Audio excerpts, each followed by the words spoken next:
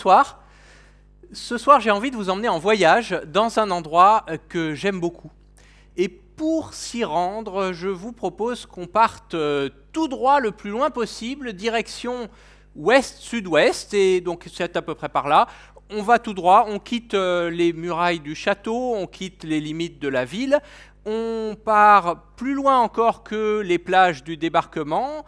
Peu à peu, l'horizon s'estompe, les derniers clochers disparaissent dans le lointain, la terre et toute forme de terre disparaît. Ça y est, on est encerclé par l'horizon, nous voilà au grand large. Alors ça fait un effet un peu étrange d'être comme ça, encerclé par un grand désert bleu, où il n'y a absolument rien à voir. D'ailleurs, même si on met la tête sous l'eau, on ne verra rien que de l'eau, il n'y a à peu près rien à des kilomètres à la ronde. Et si on observe vraiment bien, tout ce qu'on pourra voir éventuellement, c'est un objet qui flotte ici ou là. Alors imaginez n'importe quel objet, hein. Ça peut être une branche, ça peut être un tas d'algues de sargasses, ça peut être aussi des objets artificiels, des déchets comme un ballon de foot ou une boîte à kebab. Eh bien, si on se rapproche de cette boîte à kebab et qu'on met la tête sous l'eau, vous n'allez pas en croire vos yeux, sous cette boîte à kebab, il y a une oasis de vie. Des petits poissons pilotes bleus avec des rayures noires qui tournent, en dessous des grandes dorades coryphènes jaunes et argentées et vertes qui changent de couleur au gré de leurs émotions. Un peu plus bas, à quelques dizaines de mètres de profondeur, c'est des bancs de thon de milliers d'individus de toutes les tailles, et autour des dauphins, même des baleines, des tortues de mer, les plus grands animaux marins sont là aussi, tous réunis autour de cette boîte à kebab. Alors comment ça se fait? Comment une boîte à kebab comme ça peut réunir autant d'animaux marins? De deux choses l'une, soit tous ces animaux aiment passionnément le kebab, soit il y a une autre explication qui est forcément plus mystérieuse. Alors, si on regarde un objet flottant comme ça au milieu de l'océan, qu'est-ce que ça fait? Déjà, ça fait de l'ombre. Et vous en avez peut-être fait douloureusement l'expérience lors d'une sortie en bateau, hein. En mer, il n'y a pas de parasol. Du coup, pour des espèces qui passent toute leur vie en mer baignées d'un soleil permanent, la moindre petite ombre est la bienvenue. Et donc, plein de petits animaux, comme des larves de poissons, vont s'abriter sous cet objet flottant pour profiter de l'ombre, pour se protéger de leurs prédateurs ou pour essayer de manger justement d'autres petits animaux qui ont eu la même idée. Et peu à peu, il se forme comme ça toute une chaîne alimentaire qui va apporter beaucoup de vie autour de notre boîte à kebab. Mais ça ne suffit pas à expliquer pourquoi des très grands animaux comme une baleine, pour qui la boîte à kebab n'est pas vraiment un très grand parasol, vont se réunir autour de cet objet. Pourquoi il va y avoir aussi des grands prédateurs comme les thons? Et pour comprendre ça, eh bien, je vous propose de faire une petite expérience de pensée. On va ce soir, tous, autant que nous sommes, se mettre à la place d'un thon. Donc voilà, c'est bon, vous êtes tous des thons?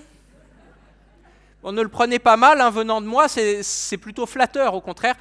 Les thons sont des animaux formidables, vous allez le voir. Donc c'est bon, merveilleux, un banc de thons. Imitez le thon pour voir. Voilà, j'en entends qui font. Bon, vous n'y êtes pas du tout, c'est une très mauvaise imitation parce que c'est justement le problème du thon, c'est qu'il est incapable de faire. Contrairement au poisson rouge qui vit dans notre bocal et qui fait toute la journée, lui, le thon, il ne peut pas ventiler comme ça de l'eau de sa bouche vers ses branchies. Et donc, il ne peut pas non plus rester tranquillement assis dans son fauteuil comme vous faites là, parce que pour pouvoir respirer, il est obligé d'ouvrir la bouche et de nager le plus vite possible pour faire passer de l'eau en permanence dans sa bouche puis dans ses branchies. C'est le seul moyen qu'il a de respirer, faute de quoi il coulerait et il se noierait, ce qui, convenons-le, pour un poisson est quand même totalement la honte absolue. Donc le thon s'est obligé de nager en permanence et d'avoir une vie comme ça où il nage même quand il dort. Du coup, il fait plus de 200 km par jour et autant par nuit. Il est capable de traverser l'Atlantique en un mois. Il ne se repose absolument jamais. Et une vie comme ça, pour faire des rencontres, c'est pas super pratique. Et oui, vous, quand le soir, vous voulez avoir une activité sociale et retrouver des amis, vous regardez l'agenda culturel, vous voyez que château de Caen, conférence TEDx, cocktail après, et on s'y retrouve. Ou vous allez au bar boire une embuscade. Eh bien, les poissons marins au milieu de l'océan au grand large, ils ne peuvent pas faire ça parce qu'ils bougent tout le temps et ils n'ont pas de repères, ils n'ont pas de barres. Enfin, si, il y a des barres, mais ils ont des nageoires, ce n'est pas les mêmes. Enfin bref.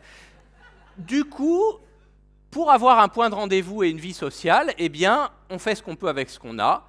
Et le point de rendez-vous, c'est un objet flottant. Notre boîte à kebab est the place to be de cette partie de l'océan.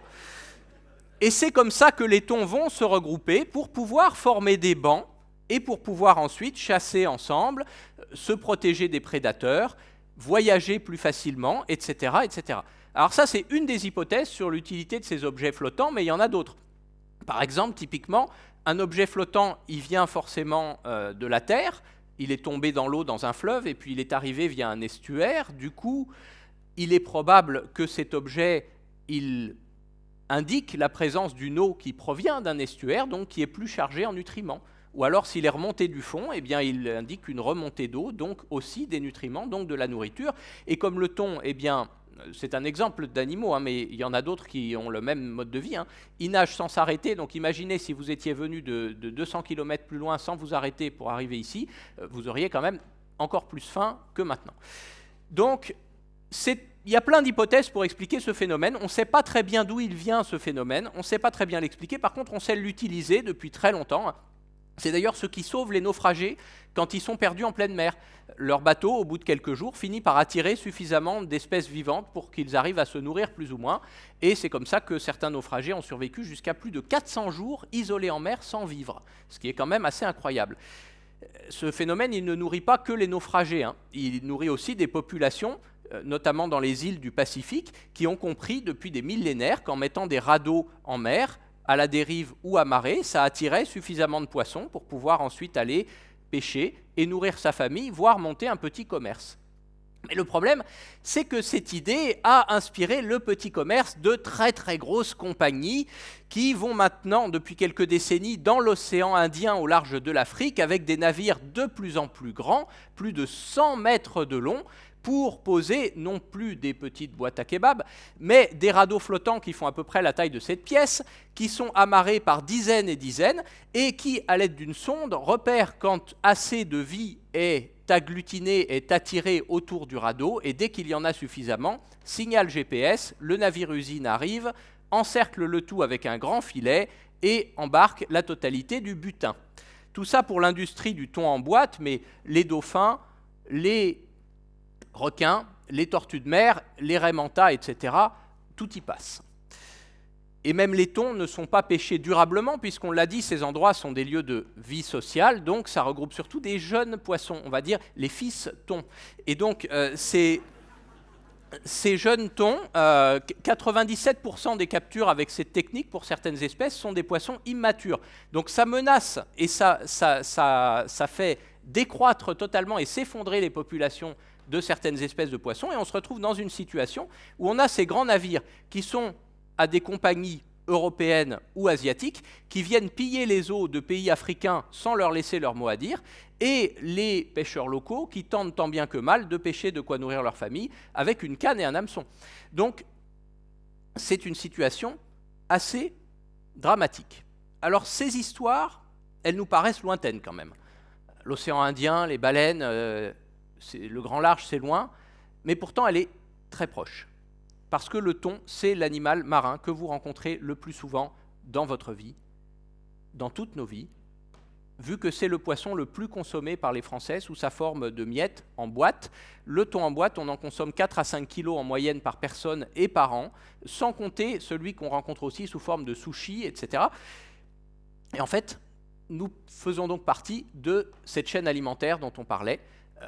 On est à peu près au même niveau que les orques et les grands requins macos. On est le prédateur au sommet de la chaîne, sauf que contrairement aux orques et aux requins macos, nous, on peut choisir notre rôle dans cette chaîne alimentaire. Et donc, en choisissant d'ouvrir une boîte de thon ou une autre, eh bien, on peut choisir de participer à une industrie destructrice ou d'aider une pêcherie artisanale et durable. Parce que, bonne nouvelle, les petits pêcheurs artisanaux à la canne, eh bien, on retrouve aussi leurs produits dans les mêmes supermarchés. C'est juste une question de choisir la bonne étiquette sur la boîte. Et ça, il suffit de lire l'étiquette et de regarder en quelques clics sur Internet. Google est notre ami et beaucoup d'associations ont fait le travail de faire le tri entre les marques à privilégier ou à éviter pour avoir le meilleur impact possible.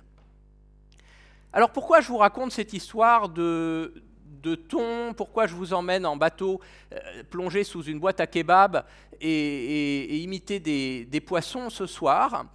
Eh bien c'est que moi j'ai eu la chance de beaucoup observer et d'interagir avec ces poissons qui me passionnent depuis toujours, avec ce monde marin. J'ai croisé souvent le regard fier du thon, les facéties des dauphins, l'immensité des baleines, et ça m'a changé à tout jamais ma façon de voir le monde et de penser mon lien avec la nature et avec l'océan. Et depuis, je n'ai de cesse de communiquer autour de ça. J'en ai fait un métier d'étudier ces animaux de façon scientifique, en biologie, mais aussi de raconter leurs histoires pour les partager et j'espère de donner envie d'aller à leur rencontre parce que c'est pas très compliqué. Encore la semaine dernière, il y en avait devant Cherbourg des thons de près d'un quart de tonne qui nageaient avec des dauphins, qui se gavaient de sardines et d'anchois.